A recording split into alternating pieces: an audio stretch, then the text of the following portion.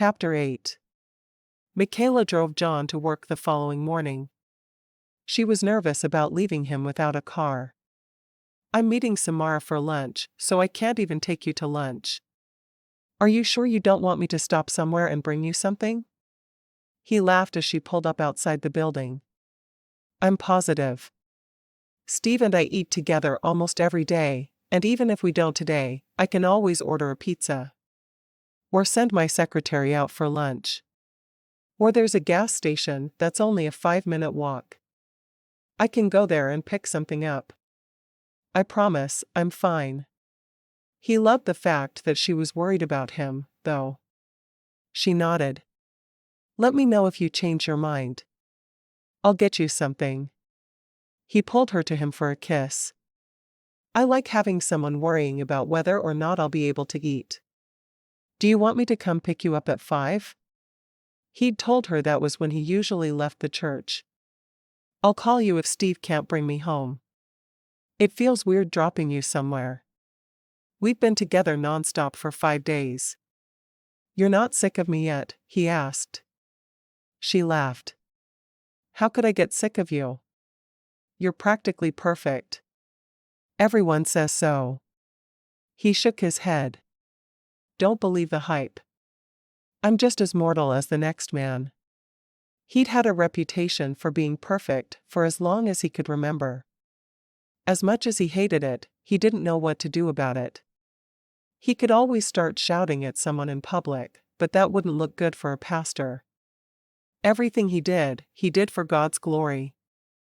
"Are you sure?" He laughed. "I yelled at my wife when we had only been married for 48 hours. Trust me. I'm just a man." She kissed him again. "One that I'm starting to really care about." He smiled, kissing the tip of her nose.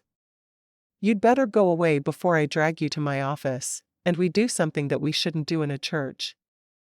Her heart sank as he didn't respond to what she'd said about starting to care about him. Didn't he have feelings as well? "Have a good day." He got out of the car, and she watched while he unlocked the door and went into the building. He really was a good man. Too good for her. Before she made it out of the church parking lot, Michaela had to pull into a parking spot to answer her phone. She didn't recognize the number, and debated not answering it, but she decided she had nothing to lose. "Hello," she said, after swiping her finger across her phone to answer it. "Is this Michaela?" asked a female voice. "Yes, it is." She didn't recognize the voice at all. "My friend Nancy gave me your number. She said you might be interested in a job as an assistant director for a daycare." "Oh, yes." Michaela was glad she hadn't given in to the temptation to ignore the call. "I am interested." At least she thought she might be. "Do you have time to come see me today? I'd love to show you around and tell you about the job." "Yes, of course. I can come anytime." Looking down at her shorts and t-shirt, Michaela silently added the words, "as soon as I change." "How about 20 minutes? I just dropped my husband off for work, and I'm wearing shorts," Michaela said, her voice apologetic. "I'll need time to go home and change." "Oh, we work in shorts here. It's not a problem. Just come on." "Do you know T-ville well?" Michaela laughed. "I moved here yesterday, and I had never set foot in Kansas before." "Oh, well, where are you?" "I'm at the church on State Street." "Oh, T-ville Community?" "I go there." "Okay. I'm Pastor John's new wife." There was a moment of silence. "Really? We love him.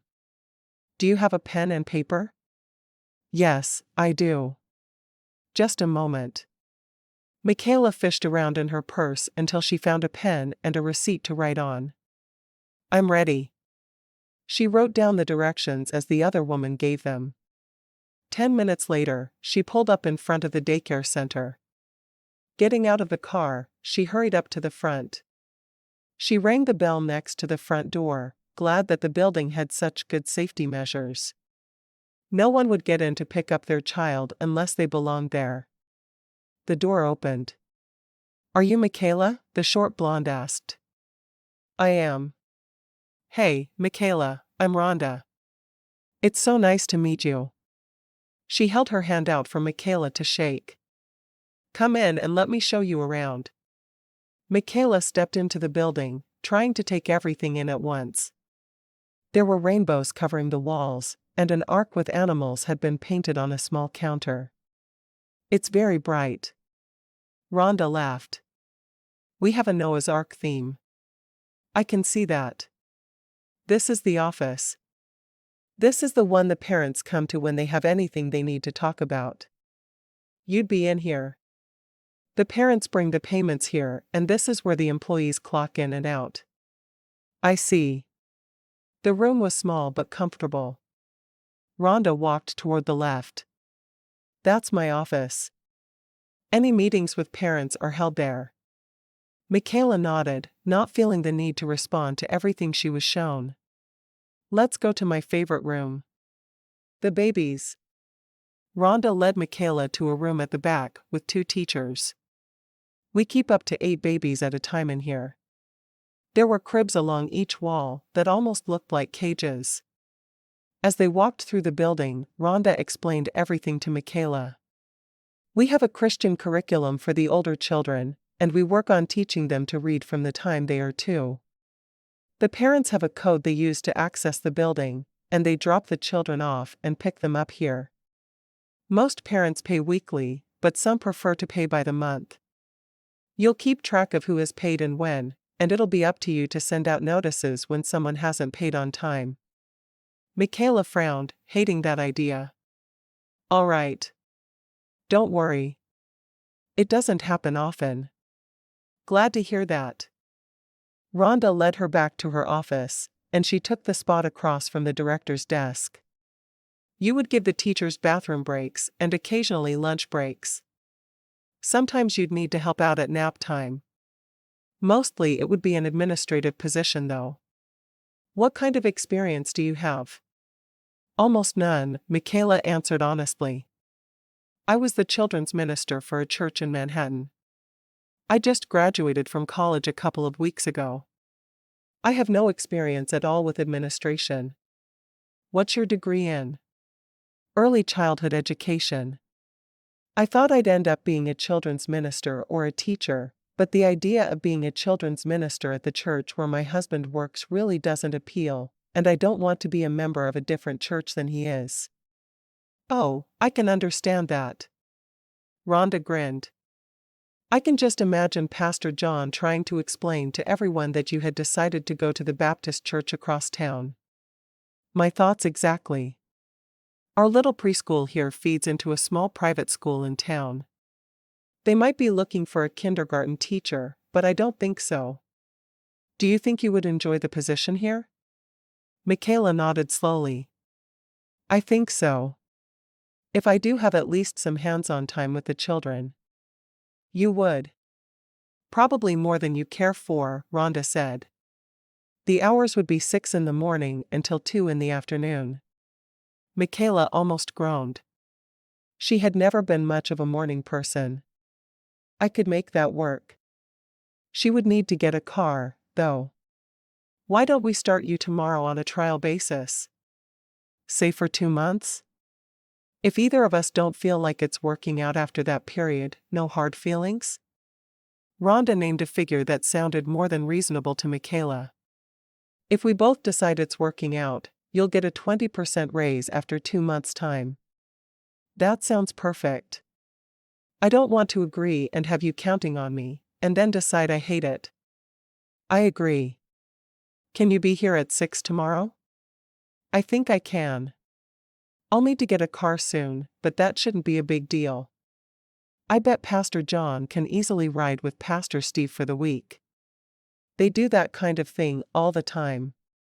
Michaela nodded. "I'll talk to John about it this evening." She didn't want to agree for her husband to get rides to work without his knowledge. "Will you be here in the morning?" Rhonda nodded. "I've been here from 6 to 6 the last 2 weeks, while I searched for someone to be my assistant. I'll come in at 6 all this week with you, but then I'll go back to my regular schedule of 10 to 6. Sounds good to me. Thank you for your time, and I'll see you in the morning. Michaela walked out to the car and sat there for just a moment, stunned. Finding a job really shouldn't have been so easy. She drove home, by way of the church, because it was the only way she knew. She was thrilled that Samara was coming to pick her up for lunch, because she didn't want to get lost. She had the GPS on her phone, but John had already warned her they weren't very accurate in T-ville. At home, she dug in the cabinets for a crock pot, but when she didn't find one, she sighed. She thought for a moment about going to the nearest Walmart and getting one, but if they were going to have a wedding shower, she was sure to get one. Instead, she thought about her meal and refigured how to make it on the stove and in the oven instead. At 11:15, there was a knock on the front door, and Michaela hurried to answer it. Samara was supposed to be there at 11:30, but the girl was always early for everything. She threw the door open. "Sammy." Samara hugged her tightly. "Hey you. I told Lachelle I'm taking 2 hours for lunch, and she can just deal." Michaela laughed. "Good thing your boss loves you." "No kidding. She'd have fired me long ago if she didn't." Michaela walked out the door and locked it. "Thanks for coming to pick me up. You should have called from your car so you wouldn't have to climb the stairs with your overwhelming roundness." Samara laughed. "My house at home is 2-story. I'm up and down stairs all day, every day. Babies are healthy as can be." She unlocked an SUV and got into the driver's seat. "What are you hungry for?" "Italian," Michaela said, making Samara laugh. "You're not going to like this, but there's no Italian that you or I would consider good around here. Mexican is decent, but Italian is disgusting." Michaela frowned. "I guess I'm going to have to get better at cooking Italian." There was no way she could go without it between visits back east. "You are."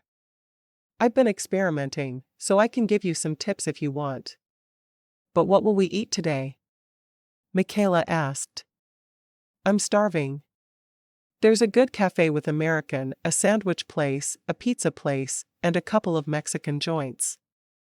And bad Italian that everyone thinks is good." Samara made a face. "I could do American or Mexican." "Let's do Mexican then. I'm craving enchiladas." "Why didn't you say so in the first place?" Michaela asked. "You're pregnant. You should get to eat whatever you crave." "Oh, trust me, I do. I'm the cook in our family, so I make what I'm hungry for. If you hadn't wanted Mexican, my family would have had enchiladas for supper." "So tell me all about Henry." "I didn't get to meet him yesterday. I was subbing in a Sunday school class during second service yesterday, so I went early to hear the sermon. And because I knew Pastor John was bringing his new bride." Michaela rolled her eyes. "I'm starting to feel like a museum display. Everyone wants to see me." Samara laughed. "It's a small town. We have to get our jollies somewhere." "Please. Anyway, Henry's a great guy. You know his twin nieces live with us, right?" "I did know that." "Is that why he went to matrimony?" Samara rolled her eyes. "He had a 5-year plan. He didn't want to fall in love for 5 years, so he married me planning to not have sex or any emotions for 5 years." She patted her belly. "You see how well that worked?" Michaela grinned. "I do." She knew Samara had been married less than 9 months. "He didn't want a baby right off, but he didn't tell me and assumed I was on birth control, so." "Did you want a baby right away?" Michaela asked. Samara shrugged. "I didn't really care one way or the other. I knew I wanted kids, but waiting a few years wouldn't have bothered me a bit. I got pregnant immediately, though. I'll definitely want to wait after these 2." I'm about to have 4 children under the age of 5. Michaela grinned. Was he mad when you told him? Mad? No, he just wasn't happy about his 5-year plan being messed up even more. Samara rolled her eyes dramatically. John wants kids right away, but I don't, Michaela whispered, almost embarrassed that she was not just giving in to her husband. Hope you're using birth control then. Michaela nodded. We are. I feel bad for telling him no, but I really want a little time to just be alone. To establish my career. I just graduated. Yeah, I understand. How does he feel about birth control then? Michaela shrugged. He knows he's not touching me without it, so he's using it, but he's not happy. He won't let me talk to him about it, though. He wants to wait 2 weeks and see if either of us change our mind. That doesn't sound like him. He always counsels couples to talk about whatever bothers them. He told me if he was counseling a couple who had been married for less than a week, he'd counsel them to wait and discuss it after a little while, because things have a way of working themselves out. Michaela shook her head. I can't see how this would, though. Samara made a face as she pulled into the Mexican restaurant. Well, he's a smart man, and a good one. Give him the time he wants, and then talk about it. I'm sure he has his reasons. I'm sure he does. I just wish I knew what to do. So is he mad at you about it? What happened? Michaela opened her mouth to tell her friend everything, but then she closed it. It wouldn't be honoring to her husband to talk about the fight they'd had. She wouldn't do that to him. Especially not to a member of his congregation. We just don't agree. Samara studied her for a minute before nodding. You will never believe how well my girls are reading. I can't wait for you to meet them. They're pretty special. She went on to talk about Avi and Abby, obviously not needing a response. Michaela was glad her friend dropped the subject. It was definitely the right thing to do. Our wedding was fun. John had me meet him at the door to the bridal room and we prayed together before we ever met. And you know Lachelle. She wouldn't even let us get a look at each other or talk other than the prayer. Samara laughed. That sounds like both of them. Were you happy or disappointed when you found out Pastor John was a pastor? It was mixed. I hate the idea of having to live in a fishbowl like pastors and their wives do, but I was so happy to have found a godly man. He's a really good guy. Michaela grinned as she thought about the threats her dad had made, and how John had calmly put up with them. He took me to Plymouth, Massachusetts, for our honeymoon. I'd been, but it was nice seeing it with him. And we got some of the best saltwater taffy in the world. Sounds good to me. Wait, wasn't there just a storm in Massachusetts? Michaela nodded. Our hotel was on the beach and had to be evacuated. We spent the night in the apartment of one of my friends who lives there in Plymouth. Very frustrating. Oh, I'll bet he was still calm and peaceful. I don't think anyone has ever seen Pastor John raise his voice or lose his temper. He's amazing. Michaela grinned, saying nothing. She'd seen both, and it made her feel like she had a real relationship with the man if he was letting her see a side of him other people didn't get to see. He's a calm man, isn't he? Samara's eyes grew wide. You've seen him lose his temper. Over the hotel or the baby thing? Michaela didn't respond to her friend's question. What's good here? I know you said you want enchiladas, but I think I'm hungry for fajitas. Are they decent? Samara sighed.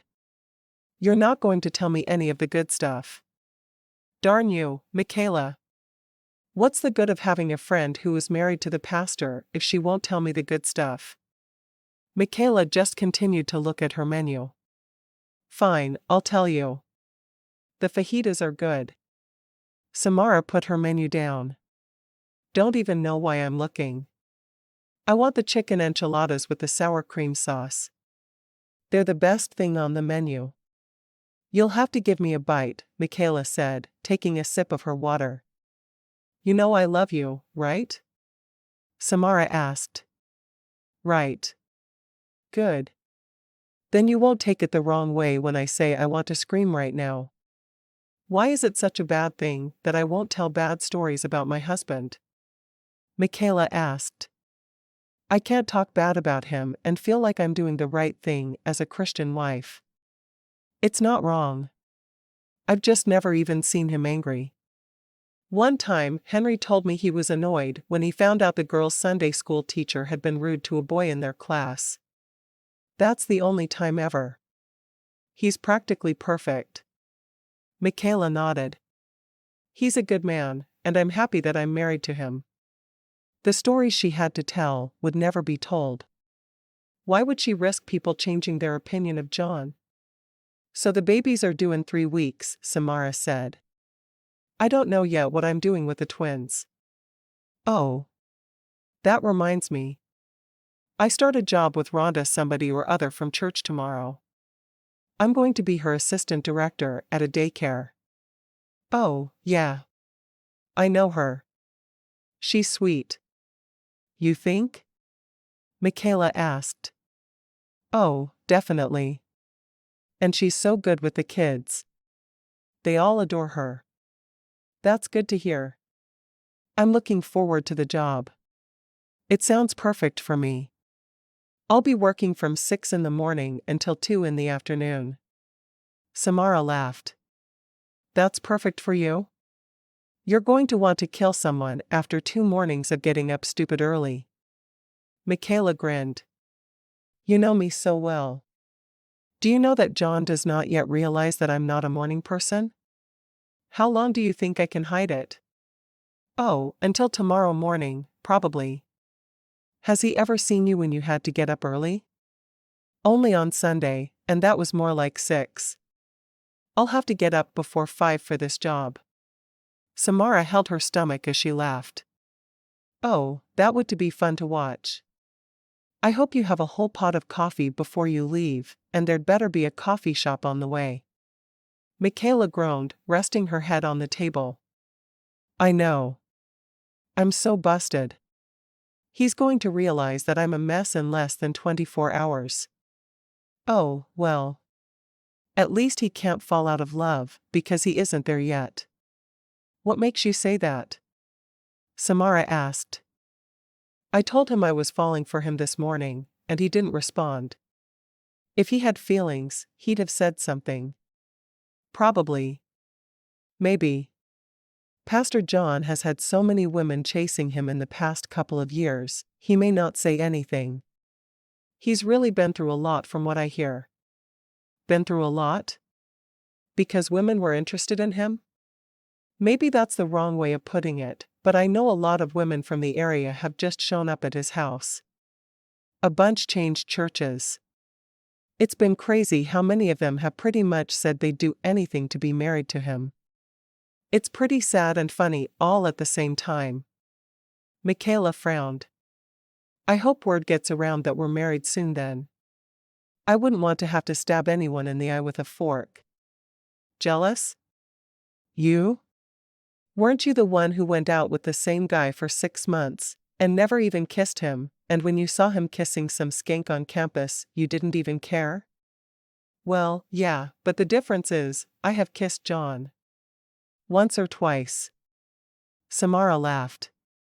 I'm sure you have. Is he a good kisser? A true lady never kisses and tells, Michaela said, raising her nose in the air for a moment. But since I'm not a lady, I have to say, he's incredible. Oh yeah? Bet Henry's better. Since neither of us will ever kiss the other's husband, I guess we'll never find out, huh? Samara grinned. Lachelle would kiss them both. We wouldn't even have to pay her. Michaela laughed. She would. She's nutty like that. I need to call her soon. Why? Are you going to tell her about your honeymoon? Michaela made a face at her friend. Maybe, but she'll be sworn to secrecy. You're mean. Samara leaned forward. Just tell me this. Does he snuggle you close after? That's the best part. The best? Really? Henry must not be doing the rest of it right, then. Michaela winked at Samara, and they both laughed. Let's stop talking about my honeymoon. Tell me what you still need for the baby. Now that I'm here, I can get you a gift. Everything, Samara said, shaking her head. I haven't even had a shower. Are you kidding me? Why not? Samara shrugged. I don't know. Maybe I haven't been here long enough to be on the radar and no one has thought of it? I keep busy with my family, so I haven't made any super close friends. This sounds like a job for your friend Michaela. I'll do it. Can I host it in your house, though? You don't know enough people to invite to a baby shower. You've got to be kidding. Oh, I'll make this happen if it kills me. Michaela pulled out her pen and found another piece of scrap paper. Now, where are you registered? They spent the rest of lunch talking about Samara's baby shower. Do you need me to come over and clean for it? You're awfully round to be doing heavy stuff. I can handle it. Mostly. Well, I need someone to mop my floors. Can you mop? Of course, I can, Michaela said. I can do it today, or come over after work one day. We'll plan the shower for a week from Saturday, because then I can just give out invitations at church on Sunday. No, wait. That's when my wedding shower is going to be. She frowned.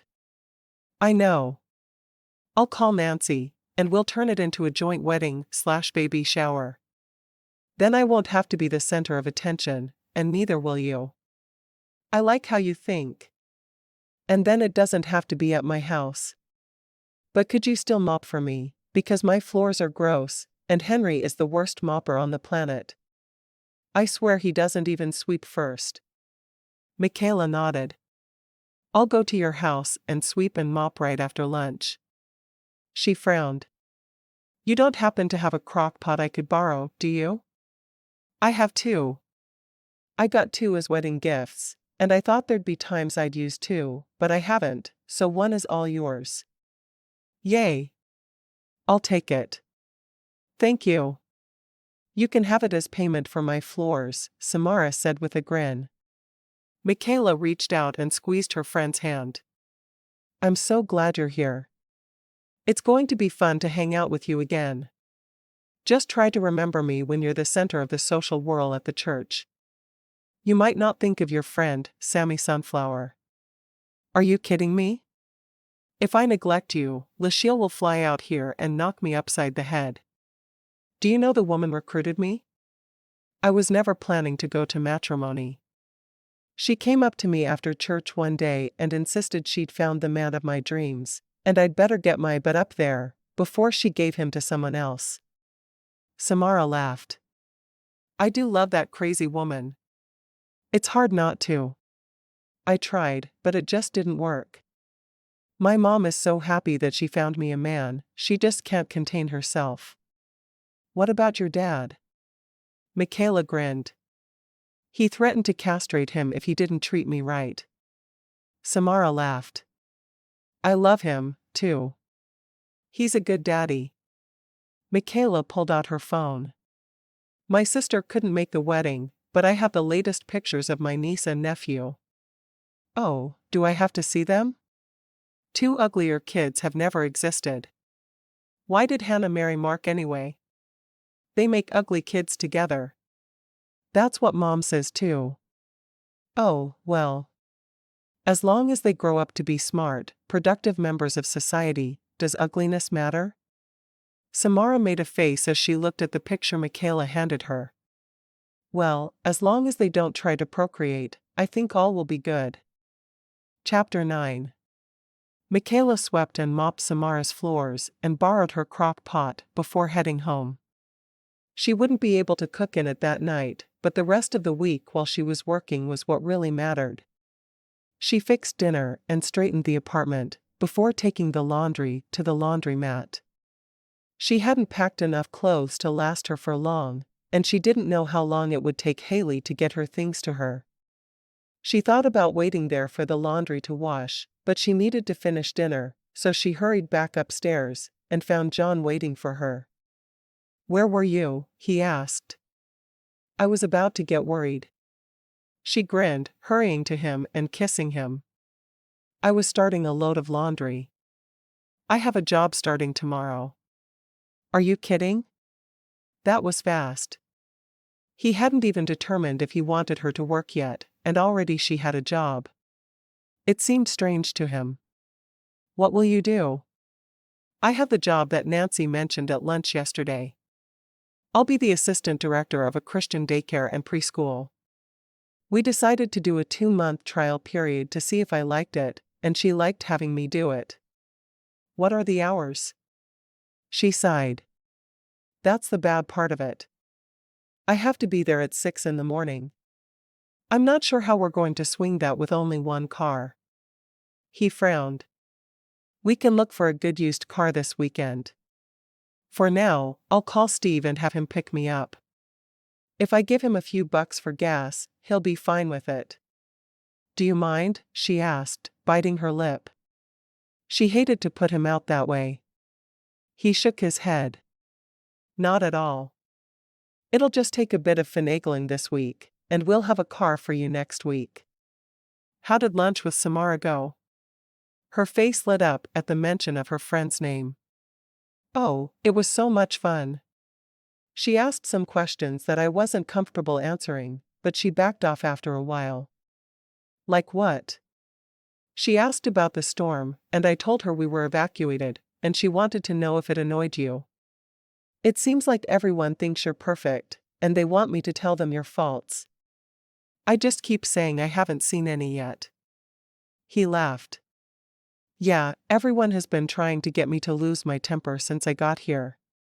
I really am even-tempered most of the time. You're the only person who has seen me really angry in years." He frowned. "I'm sorry about that. I'm glad to know you're human." "No need to be sorry." She went into the kitchen and pulled dinner from the oven. "I hope you're hungry, because I made a bunch. There should be enough left for us each to take leftovers for lunch tomorrow as well." He grinned. "And people say I'm perfect. Do you tell them I have a long way to go to be as good as my wife?" Michaela shook her head. "If only that was true. Wait till tomorrow morning. You'll see the real me." "What's that supposed to mean?" he asked. She bit her lip, wondering if it was best to just tell him straight out. "I'm not exactly a morning person." He shrugged. "Neither am I." "So?" "No, I hate mornings. They make me angry. I tend to throw things and be a bit less than kind in the mornings." He grinned at her. "You do not." She sighed. "I do. I had a reputation at my college for throwing pillows at my roommates. And alarm clocks at walls. And, well, you get the picture. Everyone knew to leave me alone until after 7. You did fine on Sunday." She nodded. "A day or two I can handle. 5 days in a row of being up before 5 in the morning? You're going to see some very bad behavior." "I'll do my best, but I make no promises." I'm not even sure what to say to that confession. "Tell me you won't leave me after a week of marriage when I'm mean to you in the morning," she said with a grin. She was only half joking. "I won't leave you." He frowned. "Are you still going to cook breakfast for me?" "Having bacon and eggs the last 2 mornings has been a real treat." "Do you really want to get up before 6 to eat them?" He shrugged. "I'm not a big fan of mornings, but they don't make me homicidal or anything." She frowned. "Everyone keeps telling me you're perfect. That may be the proof they need right there." Dang it. She really wasn't good enough for him. She didn't want a baby right away. She didn't think she should obey everything he said, especially not if he told her to do something stupid. Maybe Lashiel had made a mistake. I'm not perfect. Do you not remember me yelling at you for disagreeing with me? I hold that memory close to my heart. Maybe I should do something else to make you mad so you'll yell again, and I can quit worrying about not being good enough for you. Do you remember what was in my refrigerator when you met me? He asked, a twinkle in his eye. She nodded. A bottle of ketchup and 3 cans of Coke. I wrote it down so I'd never forget. He laughed. You're not allowed to tell anyone. I would never tell the world about your imperfections. How could I? No one would believe me anyway. He shook his head at her. Is it time to eat yet? He asked, desperately wanting her to forget about his supposed perfection. It is. Sit down and I'll serve you, she told him. And after supper, I'd love it if you took your perfect butt down to the laundromat and switched the loads over for me while I do dishes. He sighed. I'm a man. Perfect men don't do women's chores, do they? They do if they don't want their wives to be too tired for their wifely duties, she said with a wink. I have this strange desire to go switch the laundry from the washers to the dryers. May I do it now, dear wife? Or should I wait till after supper? She laughed. Probably not ready yet. After supper is perfect. While they ate dinner, she told him about lunch with Samara. No one has given her a baby shower yet, so I told her I'd do that. Do you mind? He shook his head. Not at all. When? I thought I could share my wedding shower with her. I'll talk to Nancy about it, of course, but I'd think the same people who want to go to my wedding shower would want to go to her baby shower. Sounds good to me. I don't have to go, do I? She sighed. No, you don't have to go. You and Henry should take the girls to the park or something while we're both gone. Kid watching duty? He asked. Oh, the horrors. Really? You're the one who wants kids right away. Who do you think is going to watch them while I'm at women's only parties? It won't be me. I'll help Henry with the twins. I really don't mind. I like kids. Uh-huh. You just keep telling yourself that. She ate the last few bites of her meal and started to clean the kitchen. He watched her with a frown. Asterisk. Michaela groaned when the alarm clock went off the next morning, but she refrained from slamming it into the wall. She wandered into the kitchen, started the coffee, and got into the shower. The warm water rushing over her helped her wake up. By the time John joined her in the kitchen, she'd had 3 cups and was making French toast with bacon for breakfast. He approached her gingerly after her warning the night before, kissing her cheek. Breakfast smells good. She nodded, taking another sip of coffee. I hate mornings, you know. He grinned. I know. How can I help? She didn't seem all that bad to him, just a bit grumpy. Set the table, she said with a yawn, as she flipped the first piece of French toast. Get yourself whatever you want to drink. I'll have milk and 6 pots of coffee, please. It was all he could do not to laugh at her disgruntled attitude. He wondered if she'd think the glass was half full this early in the morning. What time do you need to leave? She groaned, looking at the clock over the stove. 5:40, although why anyone would even know that hour of the morning exists is beyond me. You know what? He asked, watching her at the stove. She wore a pair of slacks and a blouse, looking very professional. What? She asked, sliding 4 pieces of toast onto a plate for him, before dipping more pieces of bread in the egg and milk mixture. I like you this way. You seem so together most of the time. Even when our honeymoon was falling down around us, you kept your cool and smiled. It's nice to see you're human too. Me? You're the one who everyone thinks is absolutely perfect. No one's ever mistaken me for perfect. You look perfect, but I like the slight edge and crankiness to your personality. You'll be Little Miss Michaela Sunshine again later, And I'll think about how grumpy you looked while you were cooking breakfast. Don't make me dump this batter over your head, she threatened half-heartedly. She was pleased by his compliment, whether she wanted to be or not. Don't be nice to me in the mornings. It makes me want to make you mad, too. He laughed, but did his best to cover it with a cough. She was something else. How had he gone for 27 years without this wonderful woman in his life? Asterisk. Michaela was exhausted but happy by the end of her first day of work. It was a lot more hands-on with the children than she'd realized, especially the babies. She'd spent an hour in the infant room rocking, singing, and feeding babies. She wanted to take every single one of them home with her to keep forever. After work, she arrived home to find her boxes from Manhattan had arrived. She stared at all her stuff and wondered where she was going to put it. A lot of things she'd left behind with Haley, because her friend could still use them, but there was so much that she had brought. She unpacked 5 boxes before making some rice to go with the meal she'd had in the crock pot all day. The one good thing about the apartment was that the closet was huge. She moved all of his clothes and shoes to one side of the closet and put her own things in the other side. She'd be working on unpacking boxes for a week or 2, she knew. Hopefully he wouldn't be frustrated that it took her so long to get it done. Just as she finished the rice, John walked in, going to her for a kiss. "Hey, I'm setting the table here," she protested. "I didn't make you drop anything. Besides, my kisses are so much more important than food." "You could live without food," he said dramatically. She laughed. "You think pretty highly of yourself. Maybe that's your one flaw." "Oh, there are many flaws.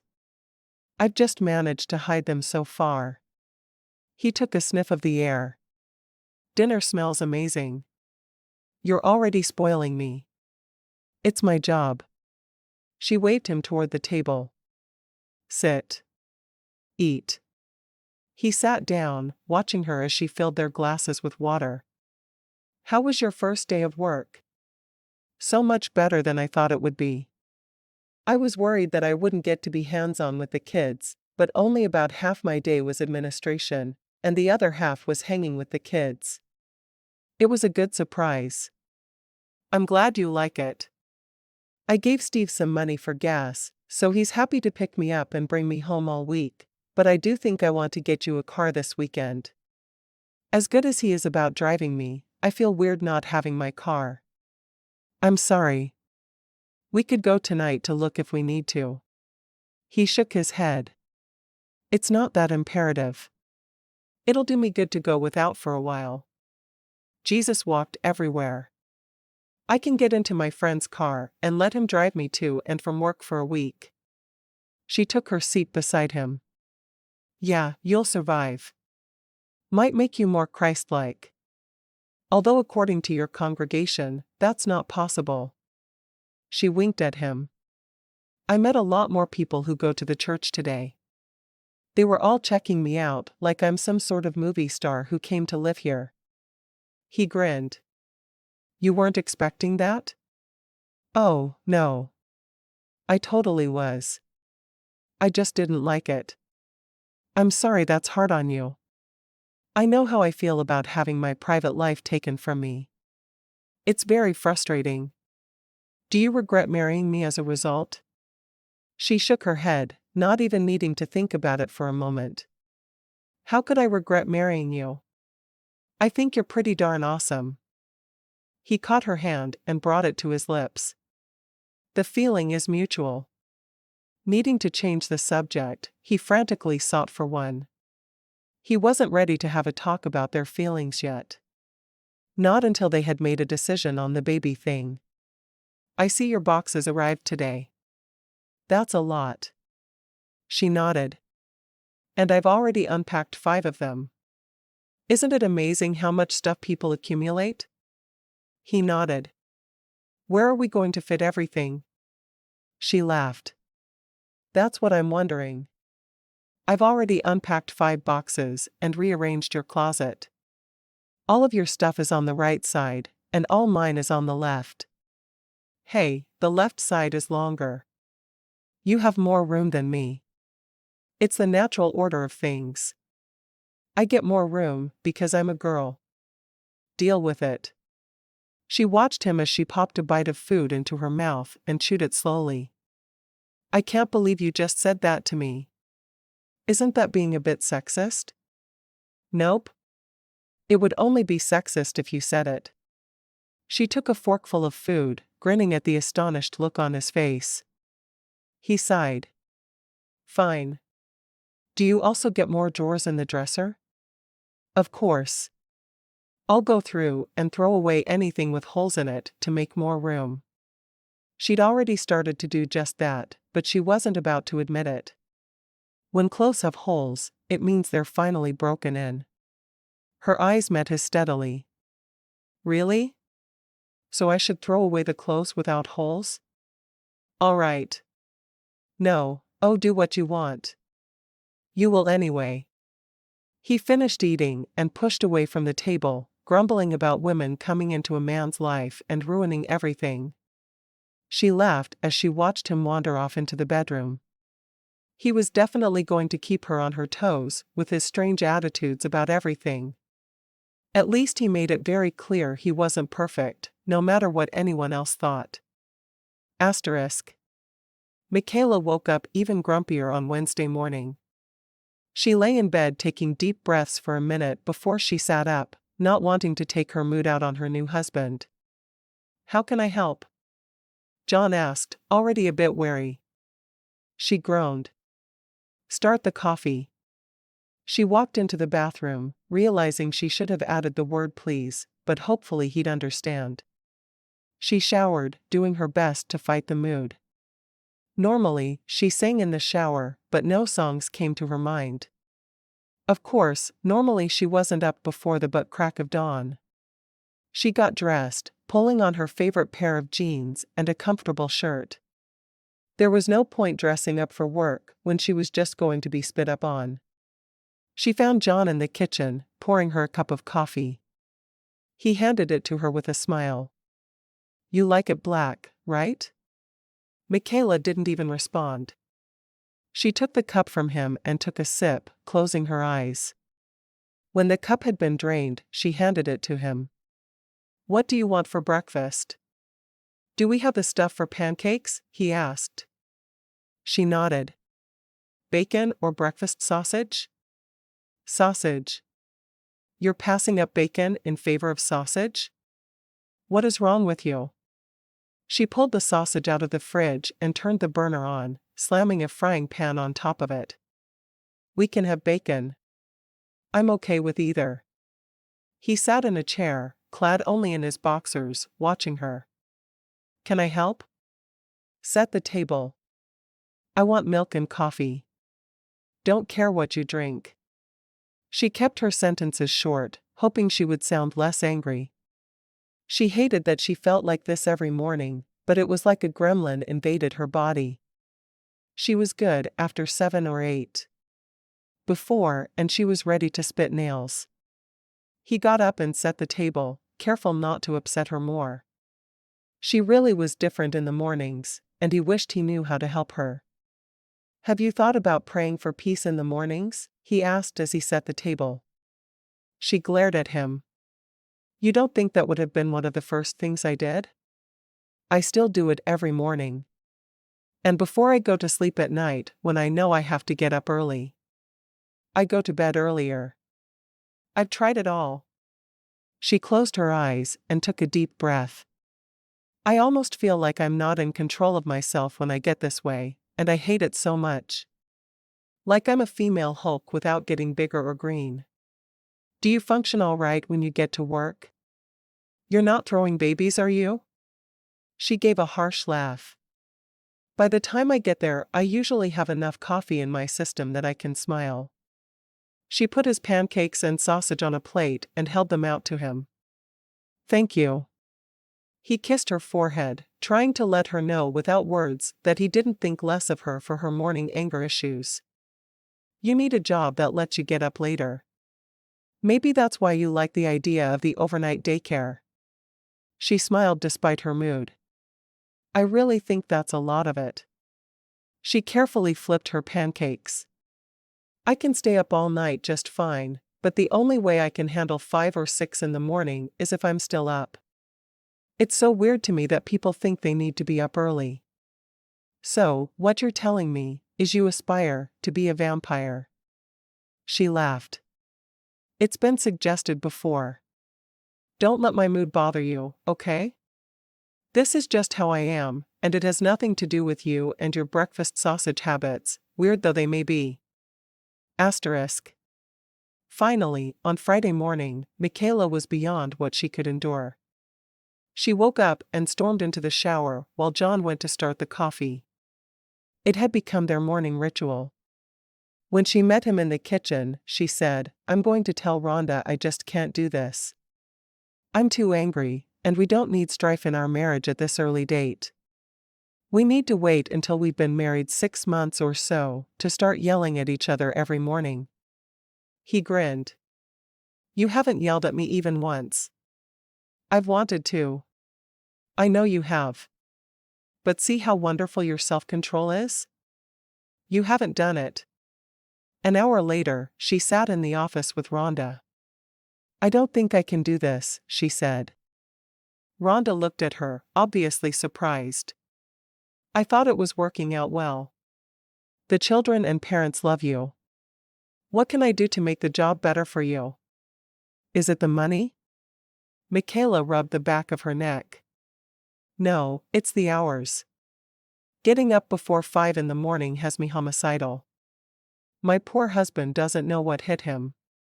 Would you prefer to stay late?" "I just assumed you'd want the morning shift." "I prefer it, so I think everyone else will as well." Michaela blinked at Rhonda. "Are you kidding me? I could sleep until 7:30 on that shift, which is much more my speed." "Yes, I want the afternoon shift." "So you like the job other than the hours?" "I love it. The children are wonderful. It would be perfect if it just started a few hours later." Rhonda smiled.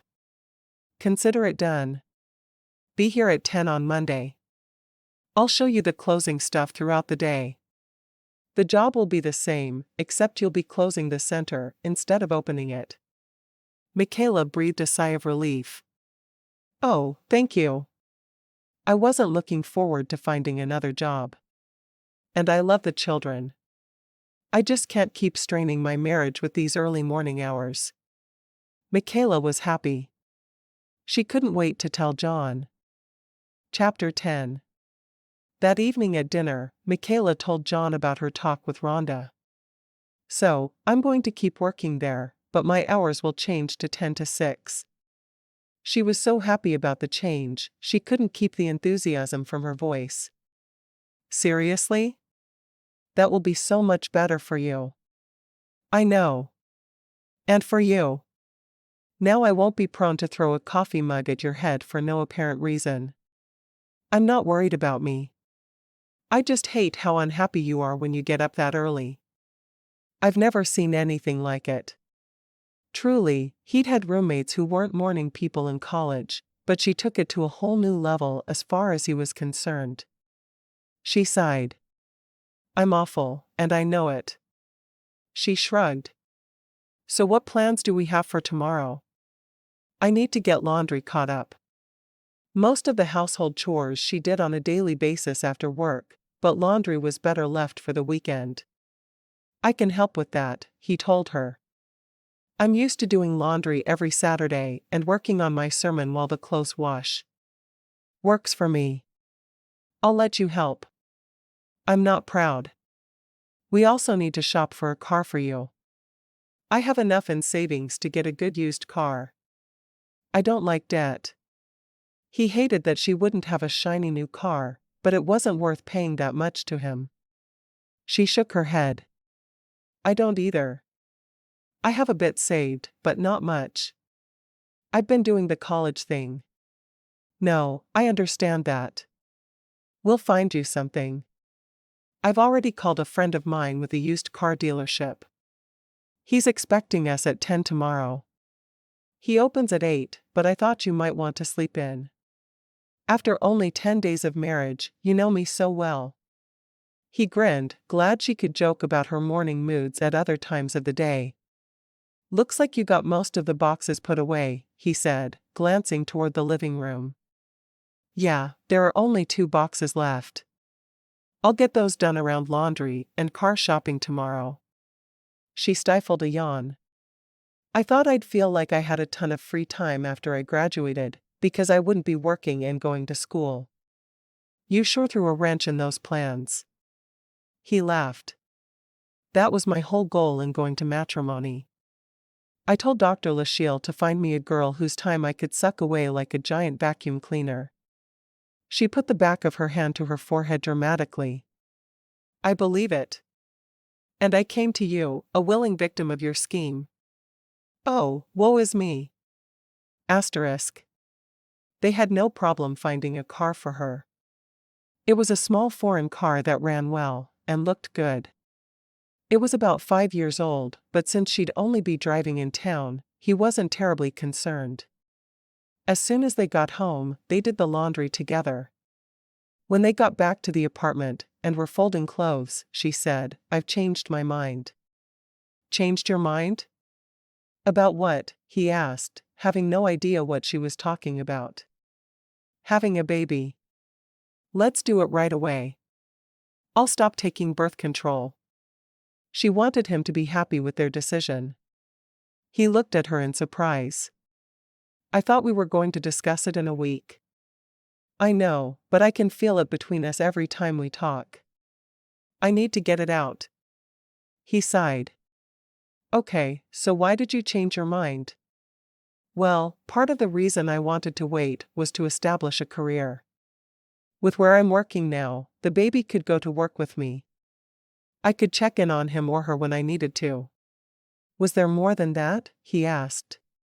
He didn't want her to agree just to make him happy, and he worried that's what she was doing. The other part was I wanted us to have time alone together. To get to know each other without adding a baby to the mix. I think I was being selfish there, though. If you don't mind, then why should I? He sighed. Are you sure? I mean, I love the idea of trying right away, as you know, but I don't want you to feel pressured into anything. He shook his head. I never should have made such a big deal about it that day. I don't think I would have if I hadn't been so frustrated. I don't feel pressured. I do feel like it's honoring to you to do what you feel is right on this, though. He dropped the towel he was folding and turned to her fully. This isn't something we can go back on. Once you're pregnant, we're at the point of no return. She grinned. I know that. She carefully laid his folded shirt on the coffee table and scooted toward him on the couch. I realize that I want to please you, and if having a baby right away pleases you, it doesn't hurt me to do it. She shrugged. My mom really wants a grandchild she can show off pictures of. But I want to please you, so I could put off conceiving for a year. She laughed. Let me be the one to concede on this one, she said, stroking his cheek with her hand. You put up with my morning moods all week. She sure owed him something for that. Maybe a baby sooner that she was ready was taking it a bit far, but something. I was afraid not to. I was never sure when you were going to hit me over the head with a hot frying pan. His grin told her that he was mostly kidding. Funny. She took a deep breath. I know I'm not saying this well. So let me try again. I've fallen in love with you, and I want you to be happy. If having a baby right away will make you happy, then I'm thrilled to do it. John's eyes widened. Wait, do you love me, or the man everyone thinks I am? I'm not perfect. He could never let her think he was perfect. He hated that most everyone he knew thought it. She grinned at him, leaning forward to kiss him softly. I love the real you. The perfect man doesn't exist in my mind. I love the man who brought me a box of condoms as a gift on our honeymoon, and the man who storms off because I told him I would throw away his holy clothes. I love you, John. Not the perfect pastor everyone else sees. He stared at her for a moment, a smile crinkling the corner of his mouth. I think I loved you from the moment I first saw you walking down the aisle toward me. I had no idea how positive you'd be. Mornings don't count, he said when she started to argue with him. You're the woman I needed as my bride. Lashiel could see that. She's a smart woman. Michaela grinned. A very smart woman. About the baby thing, why don't you keep using birth control for a month or two, and we'll see how things go from there. When we're both ready for a baby, that's when we'll start trying to conceive. He leaned forward until his lips touched her ear. Everything we do until then will just be practice. You're sure? She asked. I don't want you to be disappointed. He laughed, pulling her across the couch and onto his lap astride him. Did you really just say you think I'm going to be disappointed? I'm married to a woman I love, who is sitting on my lap, and about to make love with me. How could I be disappointed? I didn't agree to make love to you. He grinned, pulling her down for a kiss. You will. Epilogue. Lashiel Simpson set down her office phone and stared at it for a minute. A man from Culpeper, Wyoming, needed some brides. 4 of them. He wanted special arrangements though. He wanted 4 brides that he and his brothers could choose from that would all stay with their mother at the big house. It was something to think about. Different than anything she'd ever done, of course, but a challenge was always good. The phone rang again, and Lashiel grabbed it, her mind still on the Culpepers. This is Lashiel. Hi. My name is Brenda Holt, and I'm a friend of Michaela's. She told me you set her up with John. Lashiel smiled at the nervous sound of the girl's voice. I did. I have a company called Matrimony. Did she tell you that you're required to meet your man at the altar? And sign a contract to stay together for a year? She did. I want to do it. How do I sign up? Can you deliver my man by Saturday? I have this wedding to go to. Saturday's not really in the realm of possibilities. Let's make an appointment, and we'll get things started. Where are you? Boston area.